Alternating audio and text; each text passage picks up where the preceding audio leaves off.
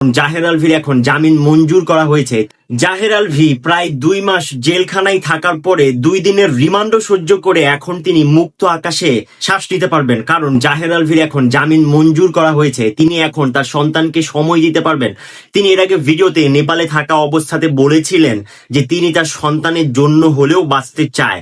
তবে কি এখন তিনি তার সন্তানকে মন ভরে মুক্ত আকাশে সময় দিতে পারবেন? এর আগে তার সন্তান আবার বলেছিল বিভিন্ন জায়গায় যে আমার বাবা নির্দোষ, আমার বাবাকে ফাঁসানো হচ্ছে, আমার বাবাকে ছেড়ে দেওয়া হোক।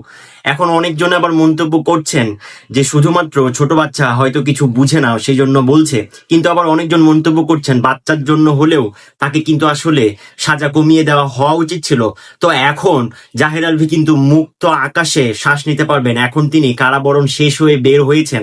তবে কি তিনি আবার নতুন করে ইন্ডাস্ট্রিতে শুরু করতে পারবেন, পা রাখতে পারবেন? তো সেখানে আগের মতো জনপ্রিয়তা পাবেন তো, নাকি ভিন্ন দিকে আবার ইকরার পরিবারের দেওয়ার মামলা যেটি ছিল, নাকি মামলার কার্যক্রম আরো রয়ে গেছে, সেখানের বিষয়টি কিন্তু দেখার অপেক্ষায়। আপনি আসলে কি চান যে এখন জাহের আলভি কোন দিকে যাক, সেটি আপনি কমেন্ট বক্সে জানাবেন।